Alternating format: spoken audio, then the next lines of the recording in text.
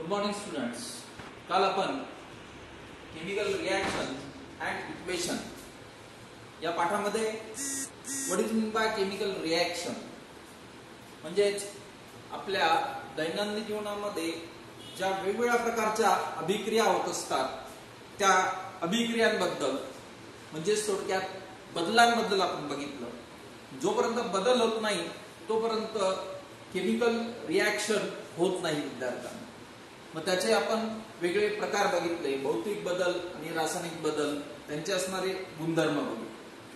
कालचं उदाहरण जे सांगितलं होतं लाईमस्टोन म्हणजेच कॅल्शियम कार्बोनेट, आपण रिॲक्शन बघितली विद्यार्थ्यांनी. ते कॅल्शियम कार्बोनेट मध्ये त्याच्यापासून कोणते दोन घटक तयार होतात, कॅल्शियम ऑक्साईड आणि कार्बन डायऑक्साईड मुक्त होतो. मी ते लिहिताना कसं लिहिलं होतं, डाव्या बाजूला अभिक्रियाकारके लिहिले होते आणि उजव्या बाजूला त्याच्यापासून तयार होणारे उत्पाद इथे लिहिले. विद्यार्थ्यांना आपला आजचा पुढचा जो भाग आहे तो म्हणजेच गणितामध्ये ज्या पद्धतीने विद्यार्थ्यांनो जे वर्ड प्रॉब्लेम असतात, ज्याला आपण लेखी उदाहरणं म्हणतो, त्या लेखी उदाहरणांमध्ये जसे समीकरण तयार होत असतात तसंच विज्ञानामध्ये सुद्धा विद्यार्थ्यांनो आपल्याला समीकरण तयार करायची असतात. म्हणजेच ती समीकरण तयार करणं म्हणजे थोडक्यात केमिकल रिॲक्शन, जी रासायनिक अभिक्रिया जी असते ती रासायनिक अभिक्रिया आपल्याला लिहिण्यासाठी रासायनिक समीकरणाची आवश्यकता असते. मग हे रासायनिक समीकरण लिहिण्यासाठी आपल्याला काय महत्वाचं असतं, तर रासायनिक समीकरण लिहिण्यासाठी आपल्याला कालच सांगितल्याप्रमाणे अभिक्रियाकारके महत्वाची असतात आणि ती अभिक्रियाकारके त्याच्यापासूनच आपल्याला काय मिळत असतात, उत्पादिते मिळत असतात. परंतु ते एका इक्वेशन फॉर्म मध्ये म्हणजे थोडक्यात मॅथमॅटिकल गणितीय समीकरणाच्या सहाय्याने कसं लिहायचं त्याचं आपण एक या ठिकाणी उदाहरण बघूया. तुम्हाला दिसत असेल विद्यार्थ्यांनो, या ठिकाणी बघा हे दिसतंय. परीक्षेला काही वेळेस उदाहरणं विचारली जातात किंवा प्रश्न विचारले जातात. आता हे जे निळ्या रंगाचं जे दिसतं आहे त्याला आपण काय म्हणत असतो, कॉपर सल्फेट असं म्हणतो. लक्षात ठेवा विद्यार्थ्यांनी, बरोबर आहे. या कॉपर सल्फेट मध्ये आपण काय मिसळणार आहोत, या ठिकाणी दिसत असेल तुम्हाला, आपण एक धातूचा आहे, बरोबर आहे. या धातूला आपण काय म्हणत असतो, झिंक असं म्हणतो, बरोबर आहे. मग थोडक्यात या ठिकाणी तुम्हाला एक प्रायोगिक तत्वावर हे उदाहरण सांगितलं.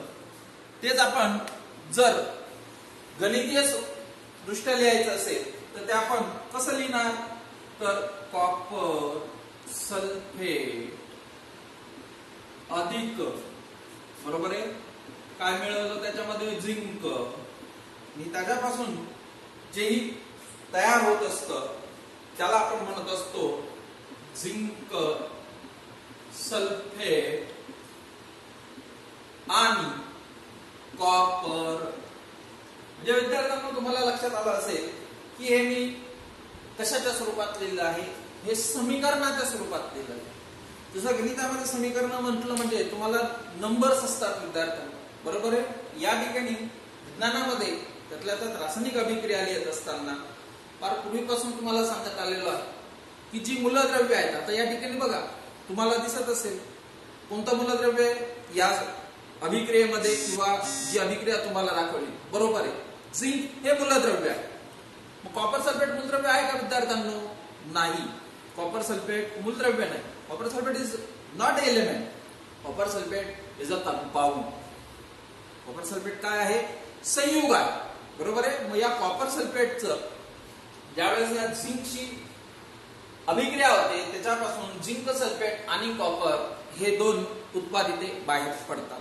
याचा अर्थ काय विद्यार्थ्यांनो, तसंच केमिकल रिॲक्शन लिहिण्यासाठी आपल्याला महत्वाचं असतं त्यामध्ये भाग घेणाऱ्या मूलद्रव्यांच्या संज्ञा माहित असतात. What is mean by symbol, the abbreviation of the name of an element to its initial letter और letter it is called as symbol. 6वी-7वीला झालंय विद्यार्थ्यांना तुमचं, बरोबर आहे. संज्ञा म्हणजे काय, तर मूलद्रव्याचा आद्याक्षर रूपी संक्षेप म्हणजेच त्या मूलद्रव्याची काय असते, संज्ञा. मग या ठिकाणी झिंक हे मूलद्रव्य आहे, त्याची संज्ञा काय आली, झिंक म्हणजे ZN.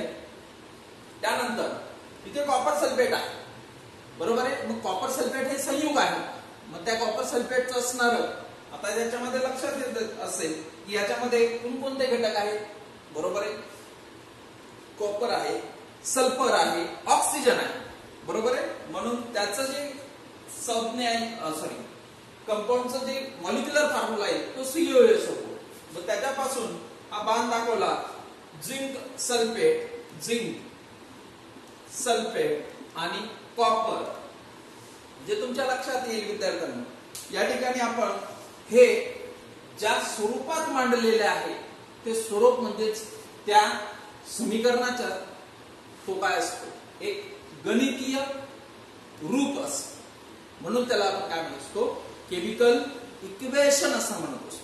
म्हणजे तुमच्या आता लक्षात आलं असेल की chemical reaction can be represented by a chemical equation. बरोबर आहे.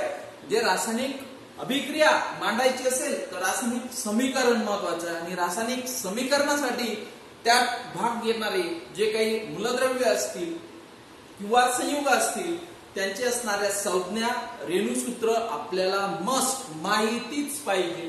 तुम्हाला बोर्डाच्या परीक्षेला अशा प्रकारे विचारलं जातं. प्रश्न कसा होऊ शकतो, when copper sulphate react with zinc what happens. मग तुम्हाला हे त्या ठिकाणी समज. अशा अनेक आपल्याला अभिक्रिया याच पाठामध्ये बघायच्या आहे. त्याचं एक एक्झाम्पल मी या ठिकाणी दाखवतो. मग विद्यार्थ्यांनो, तुमच्या आता लक्षात आलं असेल की केमिकल रिएक्शन आपल्याला लिहिण्यासाठी काहीतरी स्टेप्स असतात, काहीतरी पायऱ्या असतात. मग कोणकोणत्या पायऱ्या असतात केमिकल इक्वेशन लिहिण्यासाठी. केमिकल रिएक्शन कशाने रिप्रेझेंट होतं, केमिकल इक्वेशन. म्हणून केमिकल इक्वेशन जर लिहायचं असेल तर केमिकल इक्वेशन साठी काय आवश्यक आहे, तर काही नियम आवश्यक आहे. पहिला नियम काय, always write reactants to the left side of reaction.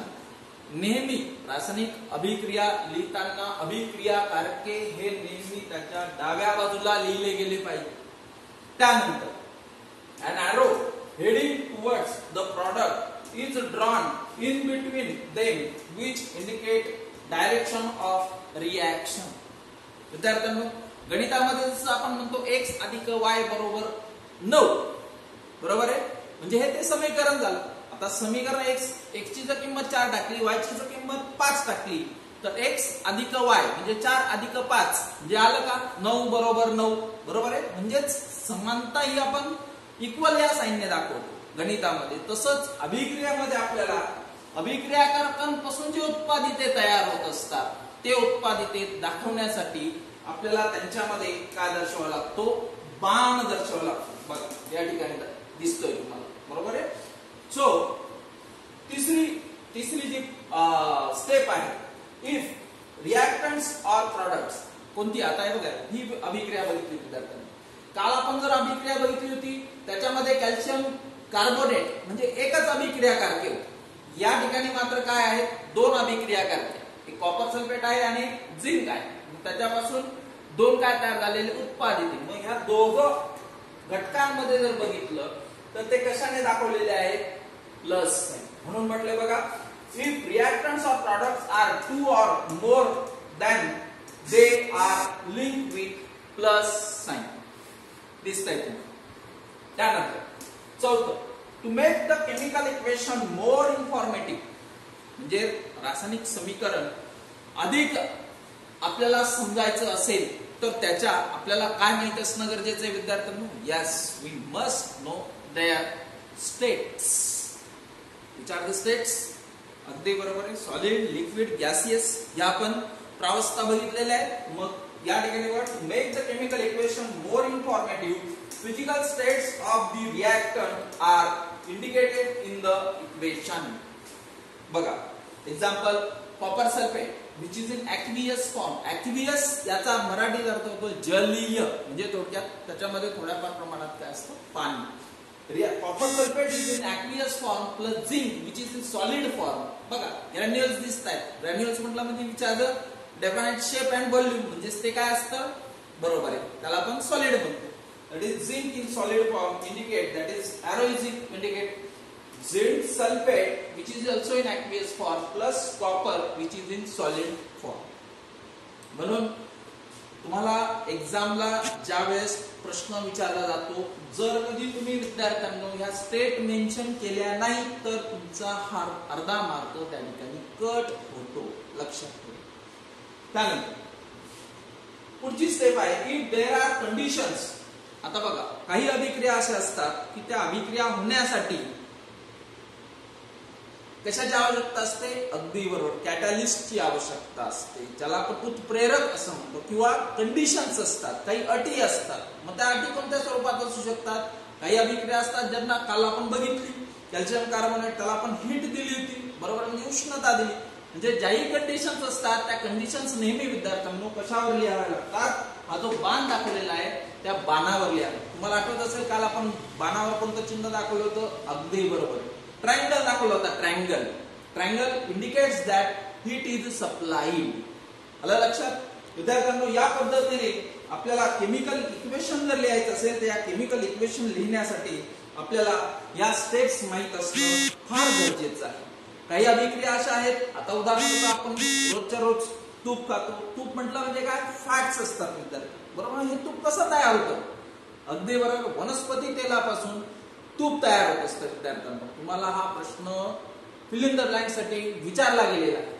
मग वनस्पती तेलापासून जर तूप तयार करायचं असेल तर त्याच्यासाठी जो कॅटॅलिस्ट असतो, कॅटॅलिस्ट म्हणजेच उत्प्रेरक, त्याला निकेल कॅटॅलिस्ट त्या ठिकाणी काय घेत असतो? भाग घेत असतो. आणि या निकेल कॅटॅलिस्टच्या माध्यमातूनच वनस्पती तेलाचं विद्यार्थ्यांना रूपांतर कशामध्ये होत असतं?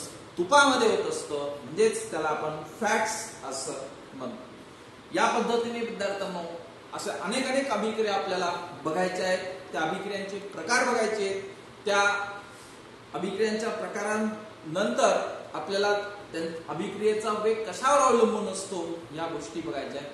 त्या आपण पुढच्या भागामध्ये बघणार. थँक्यू.